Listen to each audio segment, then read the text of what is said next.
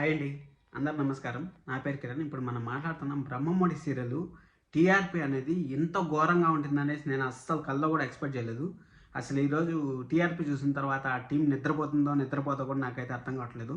నేను టీఆర్పీ చెప్పిన తర్వాత మీకు మీ ఒపీనియన్ ఎంతో ఖచ్చితంగా కామెంట్ చేయండి. అలాగే ఈ వీడియోని లైక్ చేయండి, షేర్ కూడా చేయండి, సబ్స్క్రైబ్ కూడా చేసుకోండి. ఎందుకంటే బ్రహ్మముడి సీరియల్ బతకాలనుకుంటే మీరు ఈ వీడియోనికి ఎంత లైక్లు వేయాలంటే అంత లైక్లు వేయాల్సి వస్తుంది.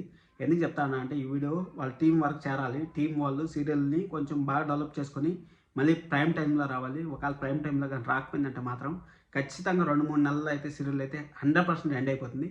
ఎందుకంటే ఈరోజు టీఆర్పీ చూసిన తర్వాత అస్సలు షాకింగ్, అసలు మొత్తం అన్ని రిపోర్ట్స్ నేను ఈరోజు 7 పైన పెడతాను, అన్ని సీరియల్వి.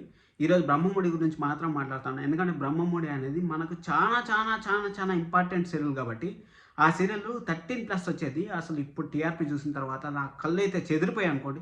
అసలు సగానికి సగం తగ్గిపోయింది. అది కాకుండా ఒకరోజు 730 కేసు కూడా సగానికి సగం తగ్గిపోయిందంటే అసలు నెక్స్ట్ వీక్ ఎలా ఉంటుందో ఏమో అనేసి నాకైతే భయంకరమైన భయంగా ఉంది.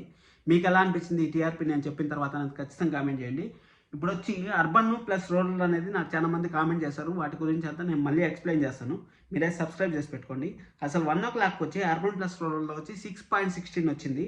అలాగే అర్బన్లో వచ్చి 5.54 వచ్చింది.